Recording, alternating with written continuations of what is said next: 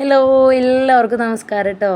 പിന്നെ എണീറ്റ് വന്ന പാടെ തന്നെ അമ്പുരുവിനൊരാഗ്രഹം കൊഴുക്കട്ട വേണമെന്ന്. എന്നാൽ പിന്നെ ആവാലോ, അതിനിപ്പോൾ എന്താ കുഴപ്പം, ഇടയ്ക്കൊരു കൊഴുക്കട്ടയൊക്കെ ഉണ്ടാക്കാന്നേ. അപ്പോൾ നമുക്ക് കൊഴുക്കട്ടയ്ക്ക് വേണ്ട തേങ്ങയൊക്കെ ചെരുകിയെടുക്കാം കേട്ടോ. തേങ്ങ ചെരുകൽ എനിക്ക് അത്ര ഇഷ്ടപ്പെട്ട പണിയില്ല കേട്ടോ. കാരണം എന്താ വെച്ചാൽ എപ്പോൾ ഞാൻ തേങ്ങ ചെരുകിയാലും അതിൻ്റെ പല്ല് എൻ്റെ കയ്യിൽ കൊള്ളൂ കേട്ടോ. അങ്ങനെ ഒരു മുറിവ് പതിവാണ്. അത് കാരണം എനിക്ക് ഈ പരിപാടി അത്ര ഇഷ്ടപ്പെട്ട പരിപാടിയല്ല കേട്ടോ. പിന്നെ തേങ്ങ ചെരുകുമ്പോൾ എൻ്റെ മക്കൾ ഓടി വരും, അവർക്കും കൊടുക്കണമല്ലോ.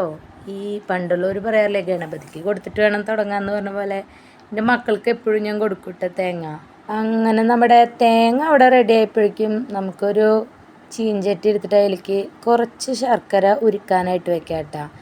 ചിലർ ശർക്കര ഇങ്ങനെ അരിഞ്ഞിട്ടിട്ട് ചെയ്യണ കണ്ടിട്ടുണ്ട്. എനിക്ക് കുറച്ചും കൂടെ ടേസ്റ്റായിട്ട് തോന്നുന്നത് ഇങ്ങനെ ഉരുക്കിയിട്ട് അതിലോട്ട് ഏലക്കായും അതുപോലെ തന്നെ ജീരകവും എല്ലാം ഇട്ടിട്ട് പിന്നീട് അതിലേക്ക് തേങ്ങ നമ്മൾ ഇട്ടിട്ട് ഇങ്ങനെ വിരകിയെടുക്കില്ലേ, വിളയിച്ചെടുക്കില്ലേ, അതാണ് കുറച്ചും കൂടെ ഒരു ടേസ്റ്റായിട്ട് എനിക്ക് ഫീൽ ചെയ്തിരിക്കണേ കേട്ടോ.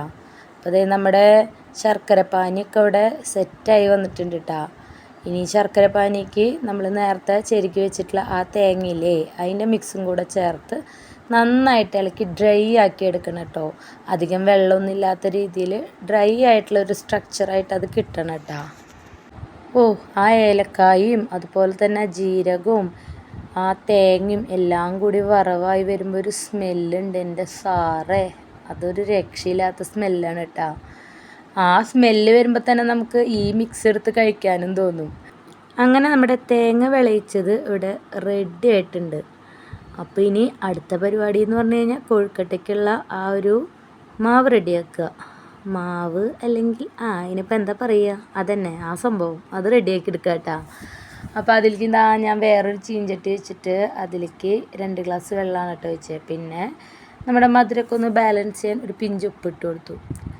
ഇനി അതൊന്ന് തിളച്ച് വരുന്ന വരെ വെയിറ്റ് ചെയ്യാം കേട്ടോ. അത് തിളച്ച് വരുമ്പോൾ നമുക്ക് അതിലേക്ക് അടുത്ത പരിപാടി എന്ന് പറഞ്ഞു കഴിഞ്ഞാൽ പൊടി ഇട്ട് കൊടുക്കുക എന്നുള്ളതാണ്. അപ്പോൾ ഇത് നോക്കിക്കുമ്പോൾ അമ്പര് ചോദിക്കുന്നുണ്ട് കൊഴുക്കട്ടയായോ എന്ന്. ഇപ്പം ഞാൻ അവൻ്റെ അടുത്ത് പറയുന്നുണ്ട്, ഇപ്പം ആവും ഉണ്ണിയെ, ഇപ്പോൾ ആവും, ഇപ്പം തരാട്ടമ്മ എന്ന് പറയുന്നുണ്ട്. അങ്ങനെ നമ്മുടെ വെള്ളമൊക്കെ തിളച്ച് മിക്സായി വന്നപ്പോൾ അതിലേക്ക് നമ്മൾ അരിപ്പൊടി ഇട്ട് കൊടുക്കണം കേട്ടോ. അരിപ്പൊടി ഇട്ട് നന്നായി കുറുക്കി അതിൻ്റെ ആ ഒരു വെള്ളമൊക്കെ വറ്റി ഇങ്ങനത്തെ ഒരു സ്ട്രക്ചറിൽ കിട്ടും. അപ്പോൾ ഒരു പാത്രത്തിൽ നിന്നൊക്കെ ഒരു വിട്ട് വരുന്ന ഒരു പരിവാകുമ്പോൾ നമുക്ക് ഗ്യാസ് ഓഫ് ചെയ്യാം കേട്ടോ. ഏതാണ്ട് നമ്മുടെ ചപ്പാത്തിയുടെ ഒക്കെ ഒരു പരിവല്ലേ, അങ്ങനെ ആക്കിയെടുത്തിട്ട് അതിനെ ബോൾസ് ആക്കിയിട്ട് ഇങ്ങനെ ഉരുട്ടി മാറ്റി വയ്ക്കാം കേട്ടോ.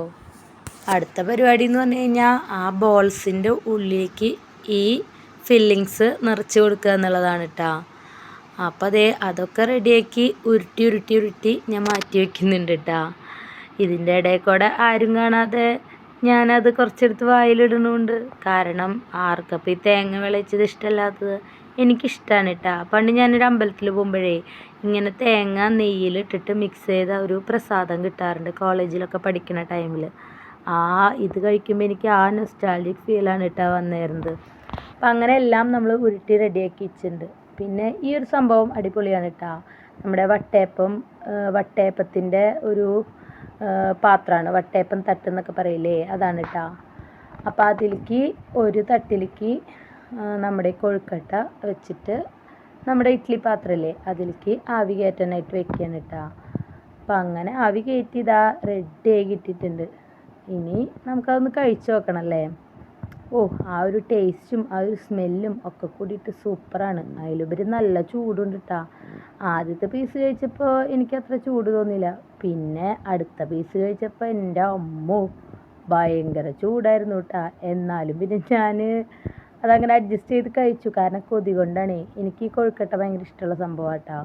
അതിൻ്റെ ഫില്ലിങ്സാണ് ഏറ്റവും ഇഷ്ടമുള്ളത്. അപ്പോൾ ഞങ്ങളുടെ ബ്രേക്ക്ഫാസ്റ്റ് ഇതാണ്. അപ്പോൾ ഇന്നത്തെ വീഡിയോ ഇത്രയേ ഉള്ളൂ.